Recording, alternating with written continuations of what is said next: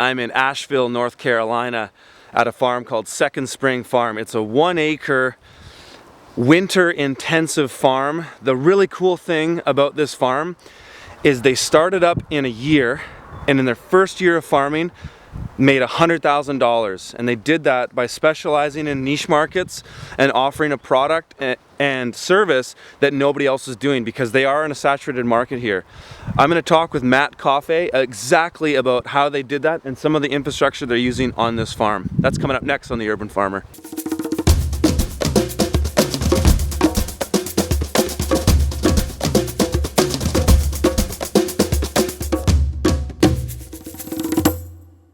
All right, so I'm here with Matt Coffay, and we are in his one of his heated tunnels.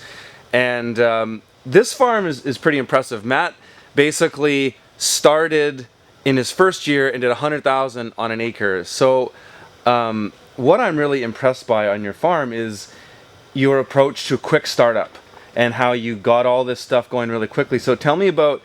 I'm interested in the caterpillar tunnels. Talk about, what was your thought behind just the way you set them up and why you did it. Yeah, so our situation here was that, getting started, we knew that the market here was pretty saturated, and so we were looking for some kind of an end that would enable us to earn a full-time living our first year doing this and not, work other jobs or whatever else. So we saw a big hole in the winter production here.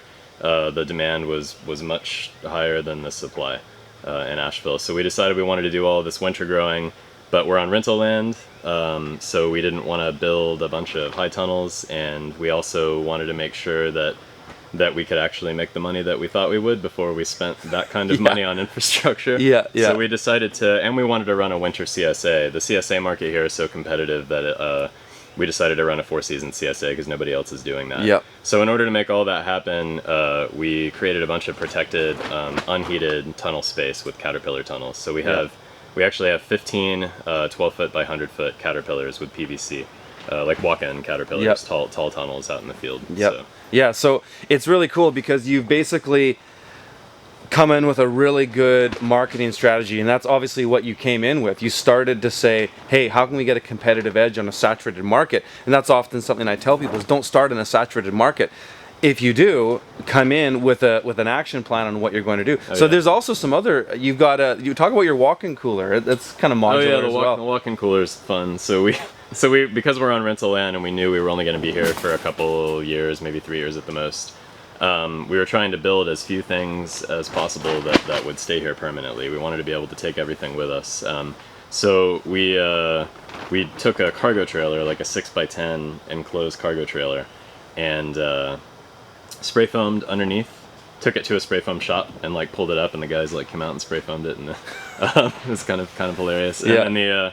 And then so there's 4 inches underneath, and then all the walls and the ceiling inside have a couple inches of foam. Spray foaming underneath is nice because then you don't have to change the floor height. Yep. So you can still stand upright in it. If you put 4 inches on the floor inside, you'd be crouching in there. Yeah. So we ended up with a 6x, and then we cut a hole in the back and put a cool bot and an air conditioner in there. Perfect. So we have a 6x10 trailer that holds temp fine, and when we move, we can just pull it up to a new site and plug it in, and we have a walk-in cooler our first day on the new site. So. Exactly. So I mean, you're planning on moving, and this is the beautiful thing is that you started without thinking, oh, I need to have this perfect piece of land in this perfect case scenario. You just started. Yeah. Because now you've got market share, you've got experience, you've got social capital you've built, so that when you move, you can transition and nothing really will change. Absolutely. That was the idea. That's great. That's great stuff. So also another thing I'm interested in is you've got mini hoops on the field as well. So your farm is basically a series of tunnels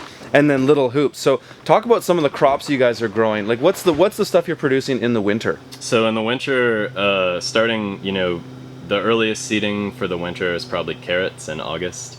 And then we're doing successions all through the winter of salad mix, head lettuces, beets, a few different kinds of radishes, and Hakurei turnips, green onions, leeks.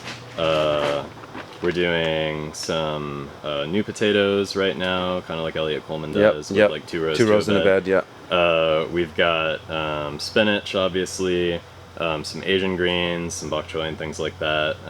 So we end up with probably between 15 and 20 vegetables most weeks of winter at market, even in like January or February. So I'm curious about how long do you push your tomatoes? Like we're in this tomato tunnel right now.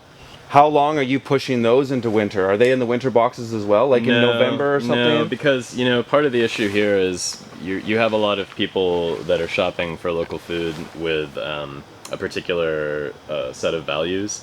So if I bring tomatoes to market in December, people are maybe not going to be that happy about them because they don't want to buy tomatoes from a heated greenhouse in December. Okay. They're happy to wait until mid to late April when sounds like an when I ideal have the customer. earliest tomatoes of anybody in the area. Perfect. They prefer that. So we hold the tomatoes in here until like late October, early November maybe, and then start pulling them out and doing successions of brassicas for salad mix in here, and baby radishes and things like that. Awesome stuff. Yeah. Okay, man. Thanks for chatting. And if you guys want to learn more about Second Spring Farm, hit the link will be below. Like and share these videos with your friends, and subscribe to the channel if you want to see more stuff like this. All right. Thanks for watching.